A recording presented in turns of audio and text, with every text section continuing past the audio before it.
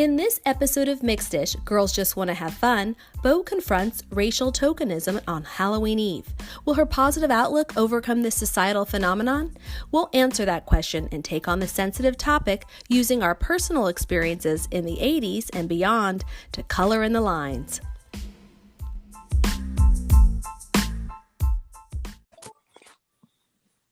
Welcome back, everyone. This is Shannon. We have a packed podcast for you today.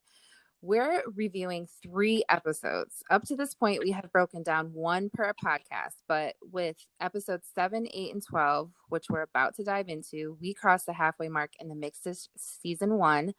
And the topics in these 3 episodes in particular have a symbiotic relationship and get to the heart of this sitcom at its best. Absolutely. Hi, everyone. This is Tarana. The topics of code switching, passing for something you're not, and stereotypes all feed into one another because of this American obsession with otherness. And for me, the theme that emerges from these episodes is that we finally have a character on television who is talking about it all. A. B. There is finally a main character on network TV who is young, a female of color, and who embraces self-love to battle it all. Shonda Rhimes, of course, revolutionized television with her amazing grown female characters of color who fit this description. But ask yourself, how many young female network characters do we see fitting this bill? What a concept. Now that is progress in pop culture. Yes, I appreciate that Kenya Barris and his team of producers take the baton from Shonda and others like Issa Rae and Bo's character, as well as Zoe on Grownish. But again, that's network. We're talking about network television. It's few and far between. The alphabet network people. Yes. And Dear White People also has broken this down brilliantly. And I love seeing a militant biracial character in a starring role, but in Mixed-ish, just you've got a special place in our hearts. So back to Mixed-ish. Tarana, how much do you appreciate identifying with these characters and moments? First of all, I'm just having a moment with streaming in general. I mean, I just cannot tell you. I'm reliving every dream I had as a 13-year-old girl, 8-year-old girl, 19-year-old girl, 21-year-old woman watching television. Streaming is such an amazing adventure for someone who's never seen themselves on TV growing up. And I just shout out to all the creators who are just working it right now. And specifically to Mixed-ish, I identify with something in every episode. But if you're listening and watching and perhaps you haven't, I guarantee there is something from these 3 episodes in particular that will resonate with you. On top of that, we have 3 more 80s hits that couldn't match the subject matter more beautifully. So ready? Here we go. Mixed-ish, episode 7, Putting on the Ritz, explores passing and code switching as the Johnson family visits Grandpa Harrison's fancy country club. Episode 8, Weird Science, does the same as Bo discovers her inner science nerd while helping a newfound mentor come out as Black. Episode 12, It's Tricky, unravels stereotypes.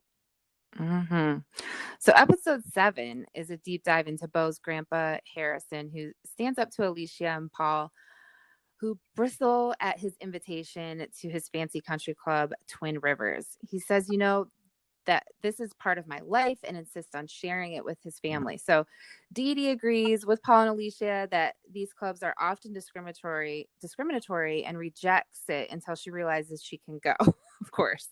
And in the process, Paul and Harrison come to terms with where they split as father and son, as Paul developed his own identity as a crusader against racial inequity and tolerance.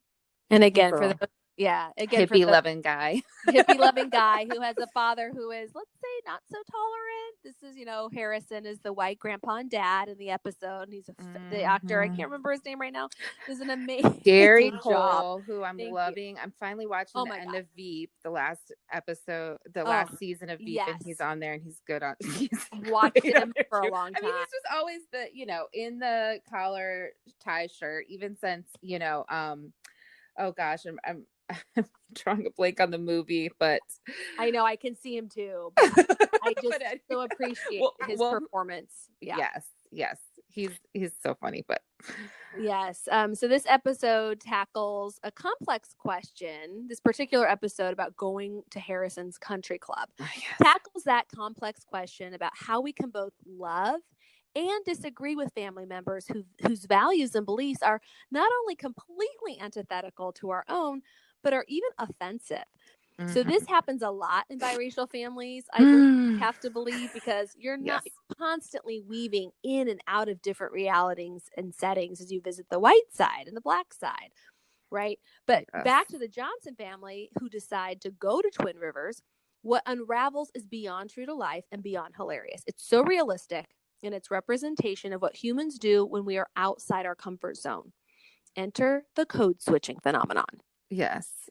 And I was thinking, oh yeah, okay, we're going to get to episode 8, but a real quick point is that on the last podcast, we were talking about the economic differences and how we didn't really dive into like lower class, but now we're diving into upper class, and suddenly this middle class family is facing like, this is a different world. But yes, double the trouble. Yes, it was good. But and as Bo so perfectly explains it in episode 8, code switching is the human tendency to change ourselves in order to fit in around others who aren't like us or in unfamiliar settings. So while Alicia tries to fit into the stuffy atmosphere, there is not a code switching bone in Dee Dee's body. She is who she is, no matter the environment, and we love her character for that. And Paul at the club apologizes for white privilege every chance he gets. Sweet Paul. I just love it. Meanwhile, the kids run wild, enjoying all the treats and complimentary toiletries. Tarana, when did you become aware of code switching as a survival method? Oh, so I think we all learn this as little kids early on, right? We're taught how to act in certain environments. I watched even not just overtly taught, I watched my dad navigate corporate gatherings, but then come and cut up at family dinners and parties.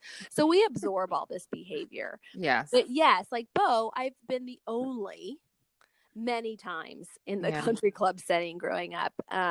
Whether or not it was true, I definitely felt like my otherness attracted attention to me, and I could not relax in this settings. This may also have been because I did grow up fairly middle class, so maybe it was just being around, I don't know, what I knew to be rich people, that I was uncomfortable. Yeah. And I noticed that when we're on family vacations a lot too, and just, my family, we love golf, and it's definitely gotten, it's changed a lot. Tiger Woods, thank you. Shout out Tiger, my classmate. When you are in that world, it's like, get used to being the only brown person around, because it just happens. And yeah, could go. We'll be tackling National. More of this. What's that? Augusta National. Yes. Just saying. Right. So that is Alicia at Twin Rivers, by the way, though. Like, just cannot relax. She can't stop thinking about how her parents taught her to act in front of white people. And it's so sad that it's put that way. It's like, but it's true. It's broken. She has a flashback in the episode. Right? Yes. And Aunt Dee Dee, on the other hand, takes it to the extreme, treating the waiter as her servant, stuffing bread in her purse, and ordering watermelon drinks. Oh my gosh, when she did that. Stop it. Yes. She dares the club to say something to her, about how she is at all. And when the management, or pigment patrol, as Dee Dee calls them, does question the family in a clear case of racial profiling, Harrison is called in to help, but the family is done and they leave. So yeah, this moment when Bo sees her grandfather not defending them or calling the club out for stereotyping is crushing. I was pretty emotional during this scene. Especially when she asked her dad, how can grandpa love me but not see how much that hurts me? I guess this brought up a lot of stuff from my family, just knowing my family loved me, on the white side, but knowing that they had views that definitely, if they were around other Black people, I just don't know if they would be accepting. And somehow I was an exception, I guess, because I was their flesh and blood, but it never felt quite right. That was growing up. Things have changed definitely as I've gotten older. But Paul's answer to Bo is that, your grandfather is from a different time. He still loves you. He says, even though he doesn't identify with everything she goes through as a mixed race woman, he loves you unconditionally, which I think is a very true but complicated answer to give. And I can't tell you how many times I've heard that from my mom, my white mother, about her parents. They love you, just a different time, a different era. Wow, isn't that hard? It's kind of a hard pill to swallow, right? Yes. It's but like, but you're living in this era still. So can you adjust a little bit? But if they never grew up around any people of color, they just have a far to go. And they're just going by what they see on the news and, right, on TV. But at the end of the episode, Harrison gives up on his membership. Bravo. Good job, Harrison, Grandpa Harrison. And Bo concludes, even though we have differences, one day that family member might actually become the beautiful picture you always had of them in your mind. And I love that they conclude with happy endings once again, sitcom world, but that's not always the case in real life. I know for a fact there are places my white family members wouldn't be seen with my family, and it's a sad reality. Yeah, that's why we're doing this podcast. But awesome writing, Mixed-ish writers, I have to say. So in the next episode, episode 8, Weird Science, this code switching theme continues. And we see Bo be tempted to code switch to hide her love of science. By the way, as a biracial woman, sometimes I want to include the bullet gifted code switcher on my resume because it is just endless when you're sitting between these two sides of your family and friends sometimes, black and white. Gifted code switcher. Love that. Gifted code switcher. Can you at least add that to your social media profiles? That is awesome. So in the show, we watch Bo, who becomes that successful doctor we see in Blackish, fall in love with science and fall out of favor with her peers because it's not cool to be a smart girl. Meanwhile, Johan slips and falls at a grocery store sets up to the subplot of Harrison preparing Dee Dee for a deposition for yet another scenario where code switching is a tempting solution. Don't you have an interview voice? Harrison asks her. He is bringing out a bit of his Archie Bunker more and more each episode. But the funny thing is, this is 1985, and that could very well be 2020. It's just Yes. It's hilarious. It's not hilarious and not hilarious. I'm sorry. But I think that there was some of that missing, like the end of the 90s and the early 2000s, where people weren't being honest, weren't saying those things. Like they started muting themselves, and maybe it's starting to come back a little bit where it's like, yeah, we need to just start saying these things again. We were just a little too nice. Yeah. And now you know where people stand because they're starting to be emboldened. On bad ways and good ways. I mean, why did I have to question putting Tarana on my resume? Like, let's talk about that. I would never change my name on my resume. But there was a time when I was searching for a job and I was like, maybe it's because my name is Tarana. Had to think about that. Wow. Meanwhile, I know like Shannon is a very Irish name, which was given by my white grandfather who thought about it. And I have to say, like, there were times where I was like, I'm glad my name is Shannon. It made life simple. Do you know in terms other Black Shannons? On paper. Yes, and most of them are Black men, which is very interesting. I went to college with a Shannon Sharp. Cool. It's interesting. Yes. All my Black brothers that I know, I went to college with. We have really good friends. He filmed our wedding. Shannon, Lanier out there, and it's interesting, but. Yeah. So I love that the show. Yeah, back to the show. Right. Let's stay on track a little bit, and then not so much sometimes. But I like that this particular episode broaches code switching in schools and in the workplace. A really important topic, especially to teach our young our young people, I think. So shout out, going back a little bit, shout out to NPR's Code Switch blog and team. By the way, Shannon, have you heard of this blog? They've been, I think it's probably a group of the amazing NPR reporting staff who decided to put this together as they watch this phenomenon and all their reporting projects. And go check it out. It's about the stories, the tales that happen when we have to be someone we're not to fit in. That's just, I mean, I'm constantly even trying, as I'm approaching the 40s in my life, whatever. Toronto, don't even look at me like that because you look 10 years younger than me. Come on. Thank you. I'll take it.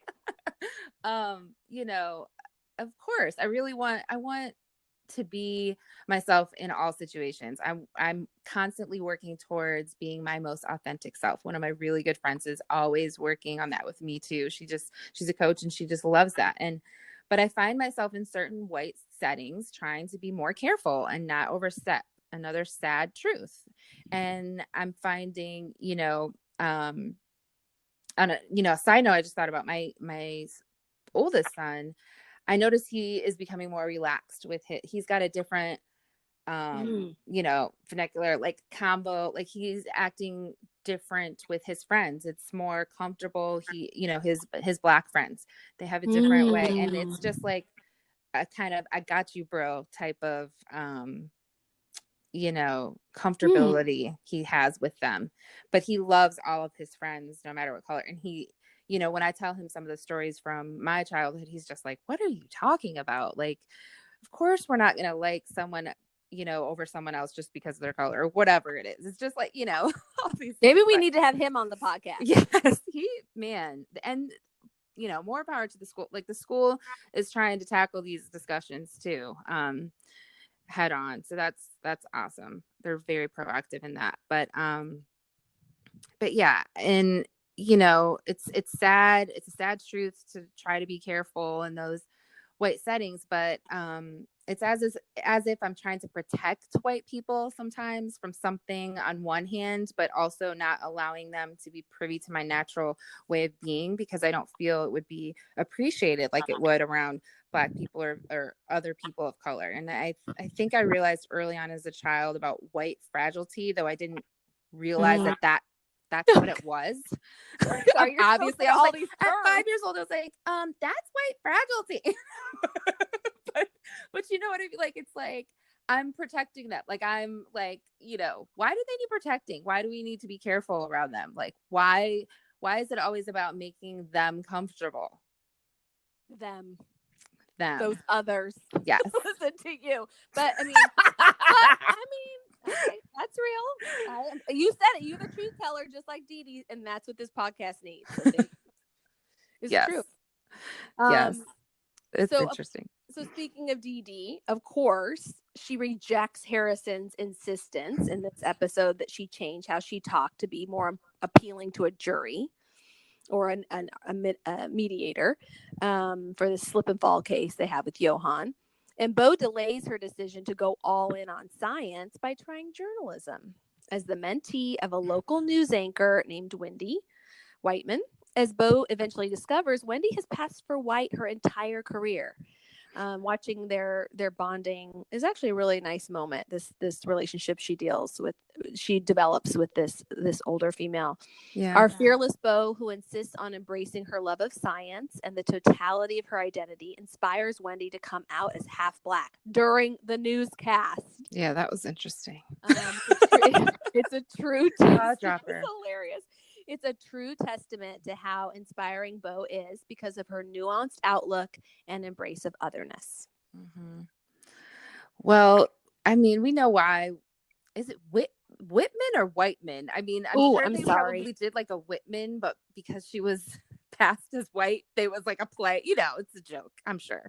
But sorry, this is a visiting character on Mixed Dish. I'm not exactly sure how we pronounce her last name. Yes.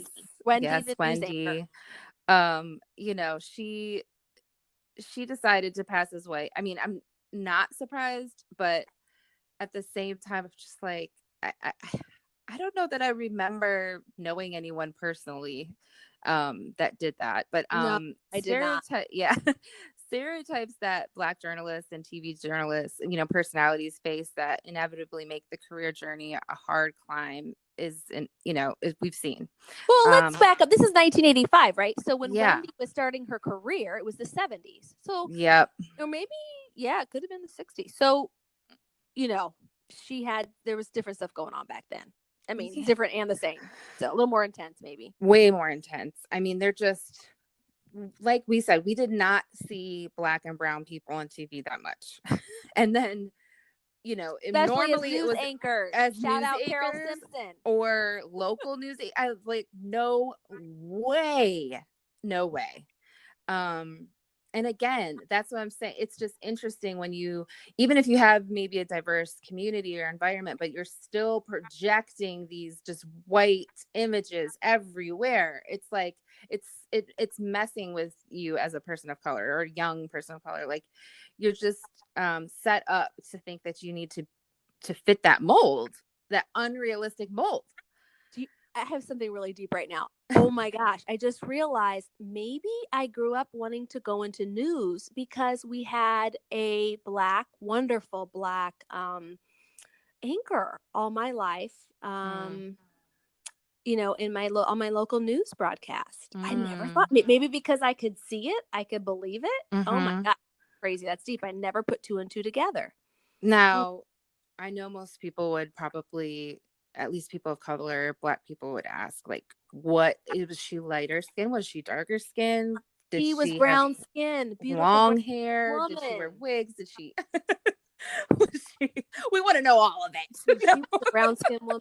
She was awesome. I'm going to put a shout out actually to her in the blog post. No, that's huge. She was so good. And man, that was early on. So. I'm going to say West Michigan, sadly, like I said, there was a lot of Dutch German, like generational community happening, and most people were blonde on TV. It just, especially if you're a woman, I mean, it just was happening.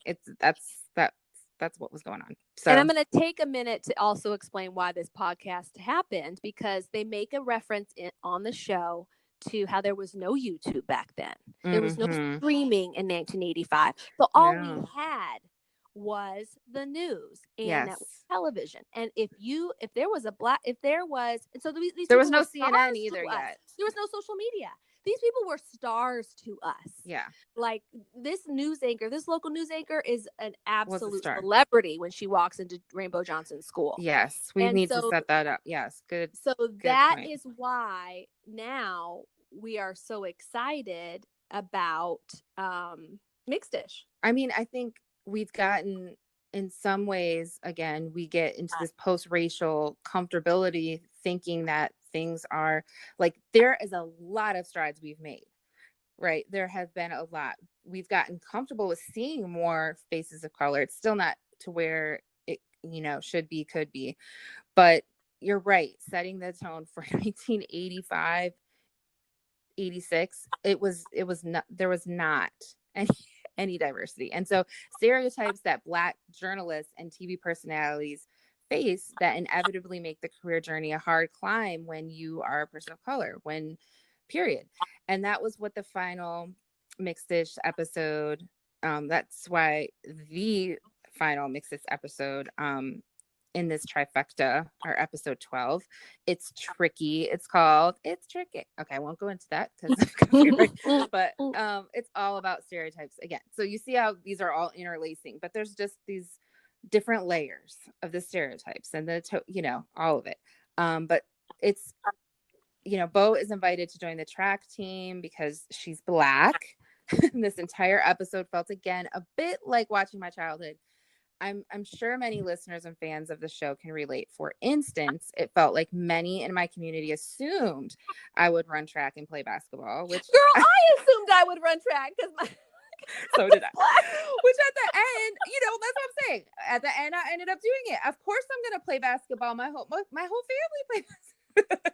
But you know what? On both sides of my family, here we go. Both sides, everyone on both sides. No, but on both sides of my family, they loved basketball. It runs very deep, and coaching, playing, all of it, and college players, girls and boys. And, I have some white cousins that train NBA basketball players now. Like, I mean, it's just a deep thing. And then my dad played in college. We're just all, it runs deep. But, I thought, yeah, I'm going to be a track star. Was for a hot little bit, but it was not going to happen.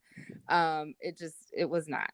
And, often stereotypes are developed out of some truth so it is what it is. But volleyball ended up, for me, it ended up being a whole new community and experience for my entire family. And had I grown up in, probably on the West Coast, it would probably have been stereotypically expected for me to play volleyball. But sports have done amazing things for children and people of color. I will not deny that. We also want that to expand for our children into the arts and science and math and technology, et cetera, et cetera. And like Bo, I like to defy stereotypes. I liked to defy stereotypes when I was younger and even now as an adult. And too bad Bo didn't succeed with her chance at the swim team, but she did great with track. So it was good watching her. We're glad she rejoined the track team. Yes. I think this episode is a perfect example. The stereotype episode it's tricky. It's a perfect example of why mixed dish does not take the easy way out. Some people may be watching this going, this is like not real, right? There is a didactic overtone to the show. Yes.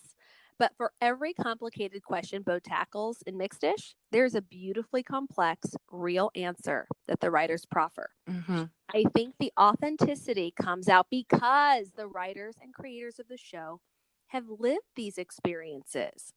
Yeah. So what they are writing is real, which is why the universe of shows, Blackish, Mixed Dish, Black AF, is a great model for representation behind the camera, not only in front of it. Yes, I love that. And I think, I just thought of the fact that, again, what makes it special, this loving generation, going back to that, like we were able to be authentic for the first time, like kind of the generation that was able to be our authentic selves for the first time because of those before us that fought for the right to have these marriages and relationships and families that were legal, So I do not ever want to forget that. I don't want my kids to forget that. And, I want them to understand. And I think, our country still, we need to know that about our history and the importance of that. And, just going back to speaking about stereotypes, I think this explosion of streaming content, going back to that, allows us all to battle long-held stereotypes like never before. And people are craving to see their real selves in content, on TV, on streaming, on these shows.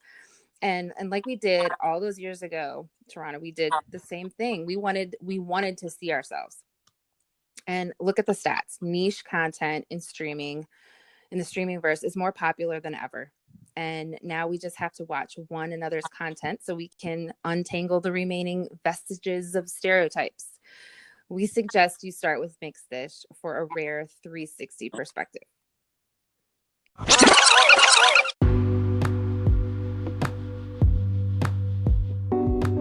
For today's mixed message, tell us a tale when you code switch in your life, or what is your favorite stereotype to shatter? Send us a DM and share with us through our website, mixedlifeatl.com, or find us on social media at mixedlifeatl. In our next episode, we'll be covering a few other episodes as well before we chat about the finale. That's all we have for today. Until next time, stay safe and peace out.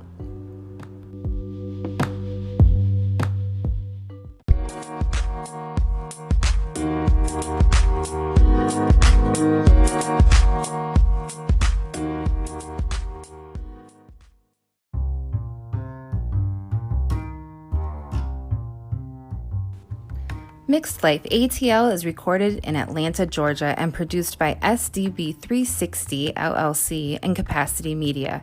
You can hear us wherever mainstream podcasts can be found.